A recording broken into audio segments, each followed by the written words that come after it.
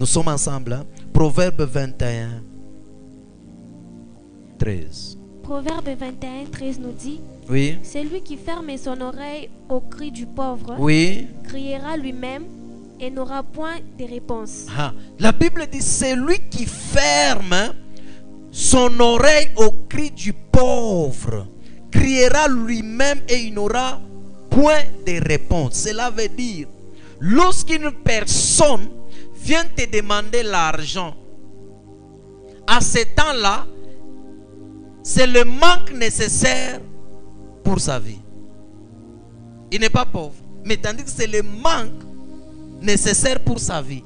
Lorsqu'il demande, il te demande, et que tu fermes ton oreille de l'écouter, la Bible dit ceci: tu crieras aussi toi-même, mais tu n'auras point de réponse. Tu n'auras point de réponse. Lorsque tu as l'argent et que les gens viennent te demander de les soutenir, lorsque tu as l'argent, les gens viennent te demander de les aider et que tu ne le fais pas, la Bible dit ceci: ce que tu fais, tu fermes l'oreille à la personne qui te demande et tu te fermes aussi la porte de réponse. Lorsque tu fermes l'oreille aux pauvres qui te demandent, tu te fermes aussi le porte de réponse. Tu vas crier, tu n'auras point de réponse. Amen. Hein? Dis à celui qui est à tes côtés, lorsqu'un pauvre te demande, ouvre tes oreilles. Parce que quand tu ouvres tes oreilles, c'est les portes de réponse que tu ouvres. Lorsque toi aussi tu vas commencer à crier, tu auras des réponses. C'est pourquoi il y a des gens, on peut demander, on demande, il fait semblant d'écouter. On les demande, il fait semblant d'écouter. Un jour aussi, ils vont crier. Les portes de réponse les seront aussi fermées. Nous sommes ensemble, hein? C'est ce qui s'est passé avec le riche et le pauvre Lazare. On va nous lire Luc 16, 19 à 25. Luc 16, 19 à 25 nous dit: Il y avait un homme riche. Il y avait un homme riche qui était vêtu de pourpre. Qui était vêtu de pourpre, donc des habits chers, oui. Et de fin lin. Et qui chaque jour menait joyeuse et brillante vie. Oui. Donc qui chaque jour menait joyeuse de quoi? De quoi? Brillante vie. De brillante. Il menait une vie joyeuse chaque jour. Il menait une vie joyeuse et brillante.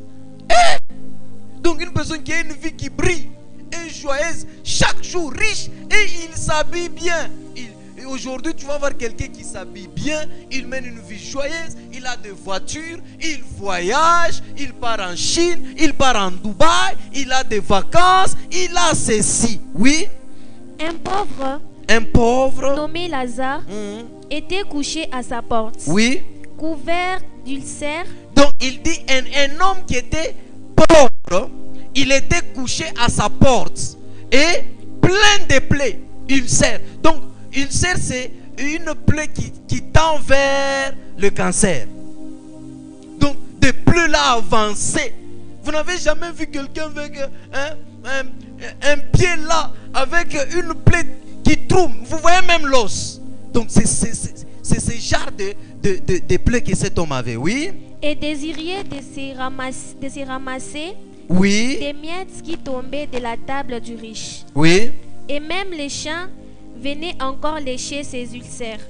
Donc les chiens même venaient lécher ces plaies-là. Vous voyez un homme pauvre, hein, qui couchait à la porte de ta maison avec des plaies pareilles, et les chiens même venaient lécher. Il demandait à ramasser les miettes qui tombaient à la table, oui. Le pauvre mourut. Oui. Et il fut porté par les anges. La Bible dit, ces pauvres-là, pendant ce temps-là, mourut. Il meurt directement. Les anges viennent le prendre pour l'amener dans le Saint Abraham. Oui.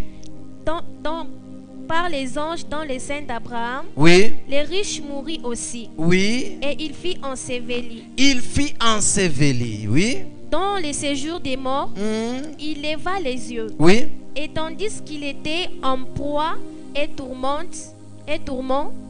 il vit de loin Abraham Oui. et Lazare dans son sein. Oui. Il cria: Père Abraham, aie pitié de moi. Père Abraham, écoutez très bien cette histoire. Père Abraham, aie pitié de moi. Il commence à crier, hein? Il commence à crier pour recevoir de l'aide. Oui. Et envoie Lazare pour qu'il trempe les bouts de son doigt dans l'eau. Oui. Et me rafraîchisse la Oui. langue. Oui. Car je souffre cruellement dans cette flamme. Oui. Abraham répondit: Oui. Mon enfant, souviens-toi que tu as reçu tes biens.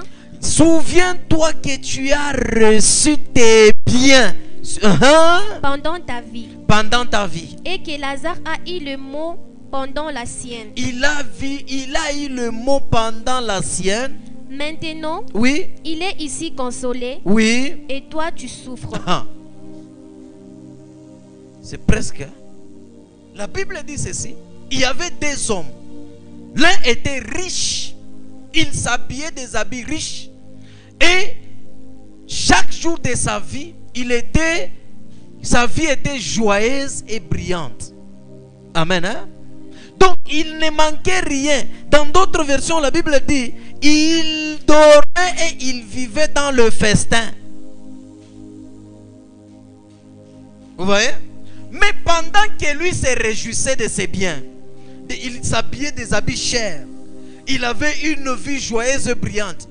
À la porte là, il y avait un homme qui souffrait. Laisse-moi te dire, quand un homme vient demander de l'aide, aide cet homme. Tu ne sais pas. Amen. Hein? Il était là, la Bible dit, il avait des plaies, les ulcères. J'ai expliqué les ulcères, c'est quoi? Ce sont des plaies là qui tendent vers le cancer. Et les chiens là, les chiens venaient lécher. Il dormait là à la porte. Il demandait, il suppliait. Mais les pauvres là, les riches ne voyaient pas sa misère. Mais un jour, la Bible dit, le pauvre mourut. Il fut transporté. Il fut pris par les anges. On l'a amené dans le sein d'Abraham. Amen. Hein?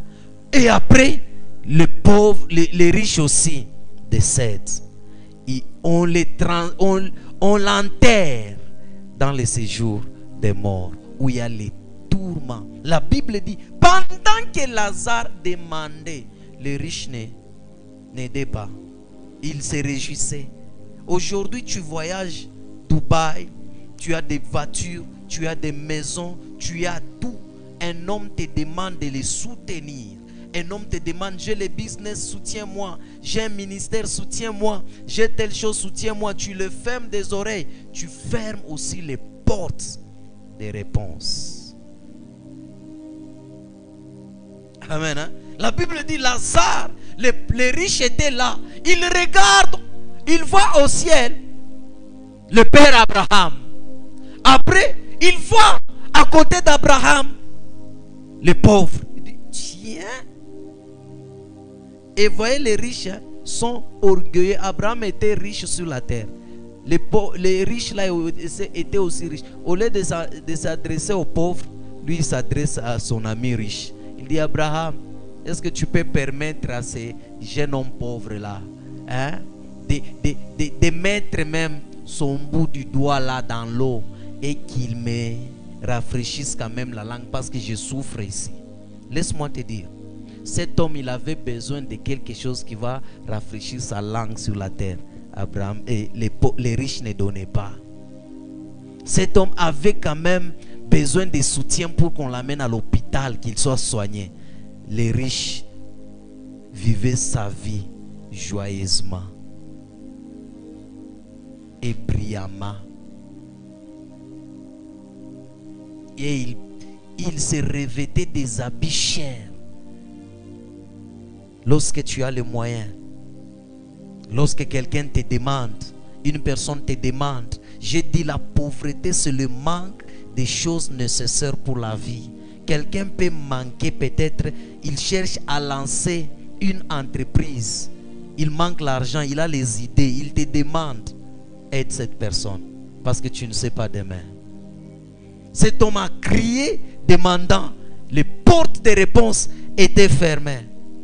Cela veut dire, lorsque le manque d'aider les autres peut amener quelqu'un en enfer. Amen. Hein? Le manque d'aider les pauvres peut amener quelqu'un tout droit en enfer. Donc cette personne avait l'argent. L'argent, Dieu lui avait donné pour que les autres bénéficient de l'argent que Dieu lui avait donné. Mais lui utilisait ça abusivement. Et il refusait de donner aux autres. Il est allé en enfer. L'argent que tu as, tu voyages en Dubaï. L'argent que tu as, tu voyages aux États-Unis. L'argent que tu as, tu te payes les habits chers. L'argent que tu as, tu te payes les téléphones chers. L'argent que tu as une vie joyeuse et brillante. Mais les autres qui te demandent, tu n'écoutes pas leurs demandes. L'argent là, le refus là, va t'amener en enfer. Cet homme s'est retrouvé. Est-ce qu'on nous a dit que cet homme péchait? Non. Cela veut dire le fait de ne pas venir en aide aux autres, c'est un péché. Et ça mène en enfer. Tu gagnes l'argent, tu aides les autres. Hein? Tu gagnes l'argent, tu aides les autres. La Bible dit ceci. 1 Pierre 4, 8. La Bible dit, avant tout, ayez les uns pour les autres une ardente charité. Car la charité couvre une multitude de péchés. Hein? C'est compliqué. Il dit, avant tout, ayez les uns pour les autres une ardente. Donc cela veut dire ardente, désir moya qui est exagéré, qui surpasse une ardente charité. Donc soutenir, aider, l'amour au-delà qui brille. Il dit, ayez les uns et les autres une ardente charité, car la charité couvre une multitude de péchés. D'abord le péché au pluriel, multitude de péchés. Multitude de péchés. Lorsque tu as l'amour, tu as la charité, tu aimes l'amour fraternel, tu réponds aux besoins des autres, ce que tu fais là couvre le péché. Ce n'est pas moi qui l'ai dit, c'est la Bible. Lorsque vous aimez, vous aidez quelqu'un qui vous demande, vous couvrez le péché. En plus, la multitude de quoi? De péchés. De péchés. Amen. Hein? La multitude de péchés. Amen. Hein?